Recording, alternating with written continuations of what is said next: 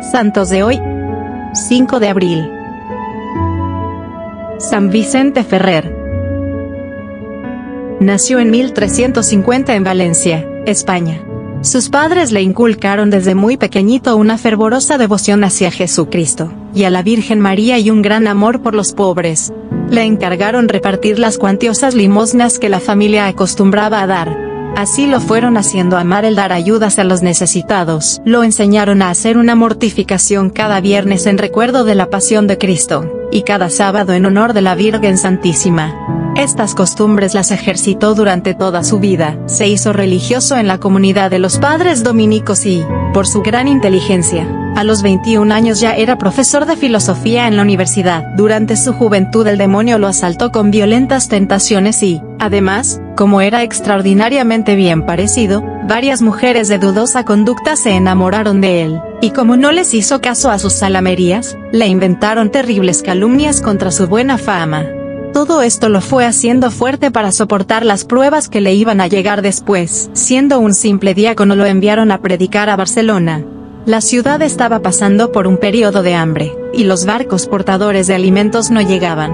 Entonces Vicente en un sermón anunció una tarde que esa misma noche llegarían los barcos con los alimentos tan deseados. Al volver a su convento, el superior lo regañó por dedicarse a hacer profecías de cosas que él no podía estar seguro de que iban a suceder. Pero esa noche llegaron los barcos, y al día siguiente el pueblo se dirigió hacia el convento a aclamar a Vicente, el predicador. Los superiores tuvieron que trasladarlo a otra ciudad para evitar desórdenes. Vicente estaba muy angustiado porque la Iglesia Católica estaba dividida entre dos papas y había muchísima desunión. De tanto afán se enfermó y estuvo a punto de morir. Pero una noche se le apareció nuestro Señor Jesucristo, acompañado de San Francisco y Santo Domingo de Guzmán, y le dio la orden de dedicarse a predicar por ciudades, pueblos, campos y países. Y Vicente recuperó inmediatamente su salud. En adelante por 30 años, Vicente recorre el norte de España, y el sur de Francia, el norte de Italia, y el país de Suiza, predicando incansablemente, con enormes frutos espirituales. Los primeros convertidos fueron judíos y moros. Dicen que convirtió más de 10.000 judíos, y otros tantos musulmanes o moros en España. Y esto es admirable porque no hay gente más difícil de convertirse al catolicismo que un judío o un musulmán. Las multitudes se apiñaban para escucharle, donde quiera que él llegaba. Tenía que predicar en campos abiertos porque las gentes no cabían en los templos. Su voz sonora, poderosa y llena de agradables matices y modulaciones y su pronunciación sumamente cuidadosa, permitían oírle y entenderle a más de una cuadra de distancia. Sus sermones duraban casi siempre más de 2 horas. Un sermón suyo de las 7 palabras en un Viernes Santo duró 6 horas, pero los oyentes no se cansaban ni se aburrían porque sabía hablar con tal emoción, y de temas tan propios para esas gentes, y con frases tan propias de la Biblia, que a cada uno le parecía que el sermón había sido compuesto para él mismo en persona. Antes de predicar rezaba por 5 más horas para pedir a Dios la eficacia de la palabra, y conseguir que sus oyentes se transformaran al oírle. Dormía en el puro suelo, ayunaba frecuentemente y se trasladaba a pie de una ciudad a otra. Los últimos años se enfermó de una pierna y se trasladaba cabalgando en un burrito. En aquel tiempo había predicadores que lo que buscaban era agradar a los oídos, y componían sermones rimbombantes que no convertían a nadie. En cambio a San Vicente lo que le interesaba no era lucirse sino convertir a los pecadores. Y su predicación conmovía hasta a los más fríos e indiferentes. Su poderosa voz llegaba hasta lo más profundo del alma. En pleno sermón se oían gritos de pecadores pidiendo perdón a Dios, y a cada rato caían personas desmayadas de tanta emoción. Personas que siempre habían odiado, hacían las paces y se abrazaban. Pecadores endurecidos en sus vicios pedían confesores.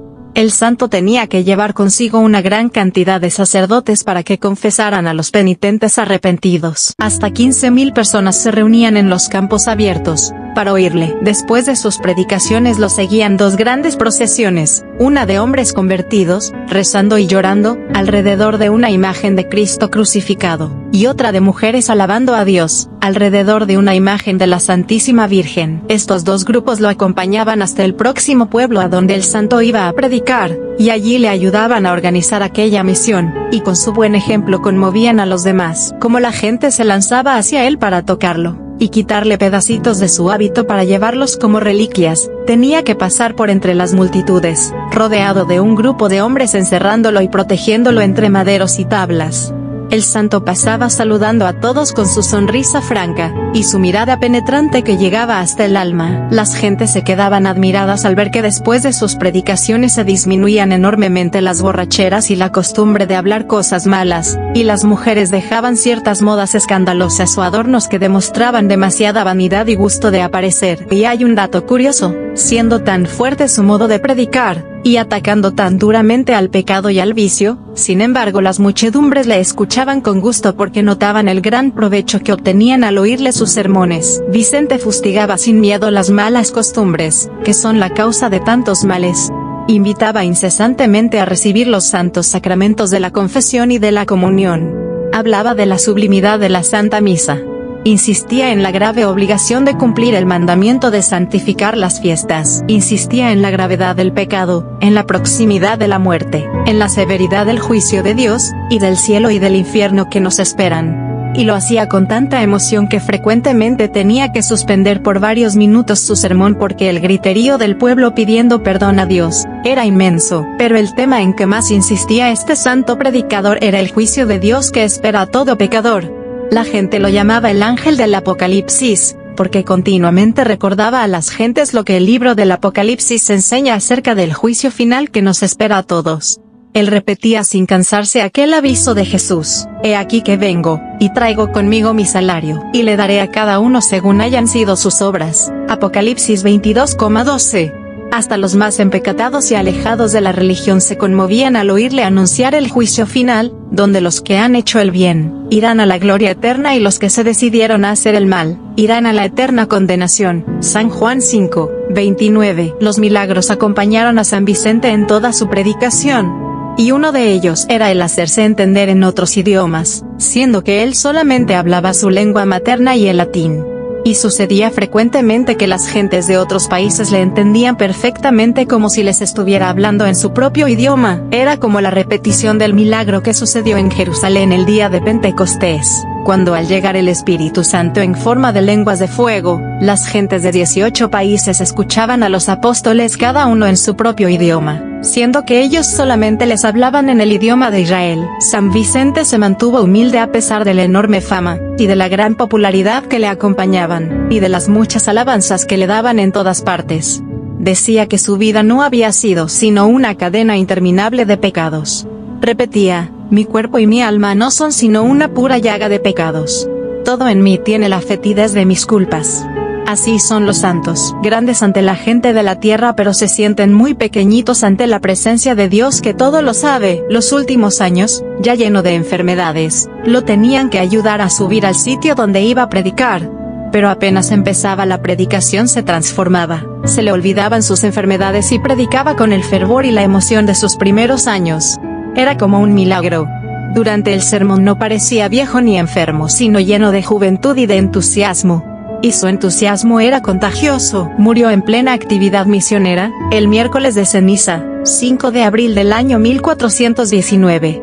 Fueron tantos sus milagros y tan grande su fama, que el Papa lo declaró santo a los 36 años de haber muerto. En 1455, el santo regalaba a las señoras que peleaban mucho con su marido, un frasquito con agua bendita y les recomendaba: cuando su esposo empiece a insultarle, échese un poco de esta agua a la boca, y no se la pase mientras el otro no deje de ofenderla.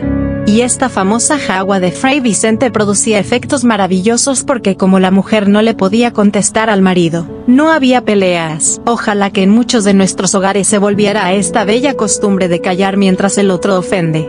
Porque lo que produce la pelea no es la palabra ofensiva que se oye, sino la palabra ofensiva que se responde.